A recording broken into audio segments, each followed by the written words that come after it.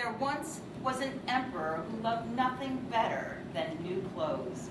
Why, he would have a different suit of clothes in his wardrobe, wear a different suit of clothes every hour of the day if his treasury could have afforded it. Now, he spent all of his money on clothes. He didn't care about the carriage. He didn't care about the theater. He didn't care about his army. He didn't care about riding around the park in his carriage, unless it was to show off his beautiful new clothes. Whereas we would say our president is in his council chambers, they would say, oh, our emperor is in his changing room. Life in the town where the emperor lived was so happy. People came from miles around. There were tourists who came every day. One day, 2 tricksters came, 2 rogues. They said that they were weavers and that they could weave the most beautiful cloth in the world. And what's more, this cloth had a very special quality. And that quality? Why, if anyone looking at that cloth was unfit for their job, they wouldn't be able to see it. It would be invisible. If anyone was incredibly stupid, they would not be able to see the cloth. I must have some of this cloth, said the emperor. Why, if I had some of this cloth, I would be able to tell which of my subjects were fit for their job and which were not. I would be able to tell which of my subjects were incredibly stupid. I must have some at once. And so he gave the 2 swindlers bags of gold and silver. These went right into the tricksters' backpacks, and they were given a room in the palace. And there they were set up with a loom and silver and gold threads. And the weavers pretended to work. Now, every day they could hear that loom being worked, going back and forth and back and forth and back and forth and back and forth, but the loom remained as empty as it had at the beginning. Now, everyone in the town had heard about this cloth, of its special quality. They couldn't wait to see it in truth. They couldn't wait to see how unfit for their jobs their neighbors were, how incredibly stupid their neighbors were. They couldn't wait to see such a thing. After a few days, the emperor wanted to see how the cloth was coming along, but he was a little bit worried about going himself. Well, not that he would be able to see it or anything, but maybe it would be better to send someone else first. Tried to get them out, but he couldn't. And so the goats moved on, and he started eating more trim. And the poor boy, he went back to the side of the field, and he cried. Well, along the way came a cow. I think it was a cow, and the cow said, oh, nice. Cow said, boy, why are you crying? I can't get the goats out of the field. Oh, I can. And so the cow went out to the field, and he tried to shoo the goats out. Cow said, shoo, shoo. Beautiful. But the goats just looked at the cow and laughed, and moved on to another part of the field. And the cow went back and sat down next to the boy. The cow was crying. The boy was, and I'm getting a little wet. And then we moved on to, I'm moving on in my own story. And then a horse came along. And the horse looked at the boy and the cow, and he said, Boy, why are you crying? because I can't get the goats out of the field. So the horse said, I can. Ah, said one of the Oni. His bullshit, his hat. No, said the chief. Ah, said another. His zori, his shoe. No, said the chief of the Oni. I know. That lump on his chin. Everyone knows there's magic in that. And so the chief of the Oni reached right out, grabbed the lump from his chin, and took it. Now you come back tomorrow for it. The old man went down the mountain singing, Kagome, Kagome. And there they were having the party right under that tree. Kagome, Kagome, Kagome no toriwa, Itsu, Itsu deyaru, Yoa no kepani. Hey, old man, come on out here, dance for us. "Here I come," said the neighbor, and he jumped right in the middle of them and started to dance. Kagome, kagome, kago no nak no toriwa, itsu itsu teyaru, yo no kebani. Farmer Giles had 2 fields. In one of his fields, he grew turnips, and in the other field, he kept his goats. There was a fence between them, and one day, the goats got through the fence, went into the turnip field, and were eating the turnips.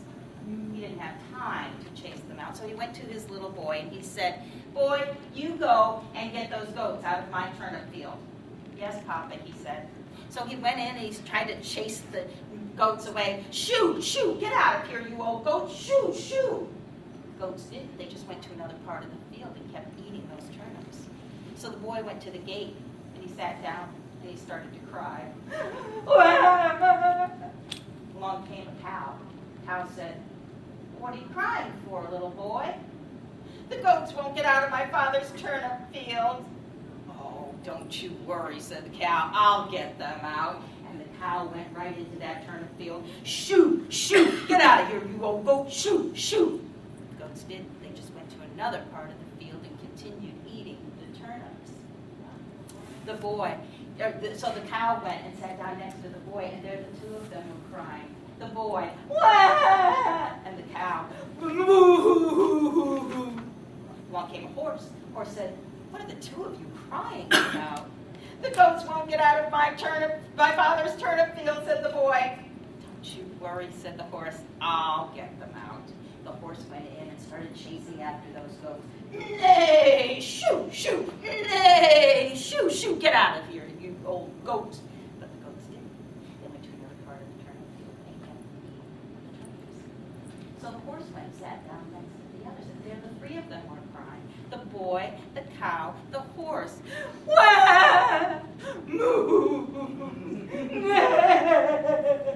Along came a pig and said, "What are the 3 of you crying about?" "The goats won't get out of my father's. Tomorrow I will bring water that is just as clean as Valina's."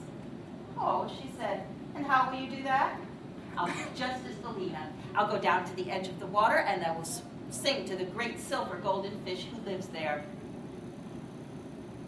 "No," said the mother. "No, I will go myself." And so that night it was the mother who followed Valina down to the edge of the spring. The mother who hid behind a tree and listened, and the mother who saw Valina go up to the edge and sing to the great silver golden fish. It was the mother who saw that fish come up and take that bucket. She went home and she spoke to her husband. "Our daughter is consorting with an evil spirit down at the water. We must kill it at once." But Tazon understood the mother's intentions. And Tazon spoke to Valina. "Your mother is going to try to kill me." And Valina started to cry. "No, no," said Tazon, "do not cry. In the end, we will be together. Tomorrow, if you should see 3 drops of blood upon your blouse, you will know that she has succeeded, but do not cry. In the end, we will be together." The next day, the mother sent Valina to the market to sell vegetables. The girl didn't want to go, but she had to obey her mother. And so she went to the market. And as soon as she was gone, the mother and the brother and the father went down to the edge of the spring. And the mother sang out in her voice, "Tazon, fish of the clear spring. Tazon, fish of the deep. Tazon, my friend, Tazon, Tazon. Tazon, my friend, come to me." There was no need. So the mother spoke to the boy, "Sing, sing, your voice is higher, closer to Valina, sing." So the boy sang. "Tazon, fish of the clear spring. Tazon, fish of the deep. Tazon, my friend, Tazon, Tazon. Tazon, my friend, come to me."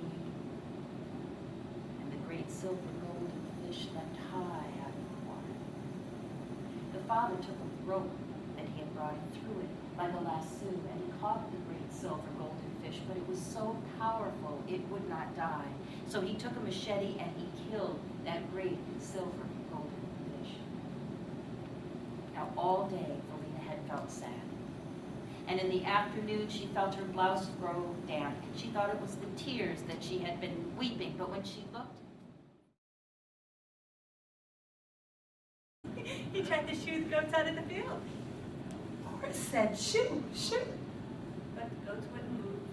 The goats went on to another part of the field, and the horse joined the cow and the boy, and they... It was very, very sad. Along came a pig, and the pig saw the horse, the cow, and the boy all crying.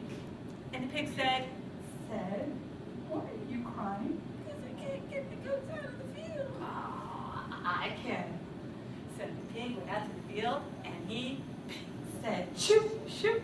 But the goats didn't go. They went on to another part of the field. So the pig joined the goat and the cow and the boy, and they all... And by now there's this huge puddle on the ground. Along comes a bee. He says, why are you crying? I can't get the goats out of the field.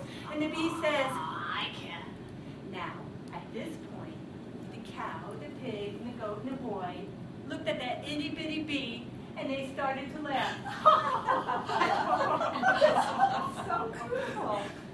So the bee just said, I can. You watch. and the bee buzzed out to the field. Said, you go out now.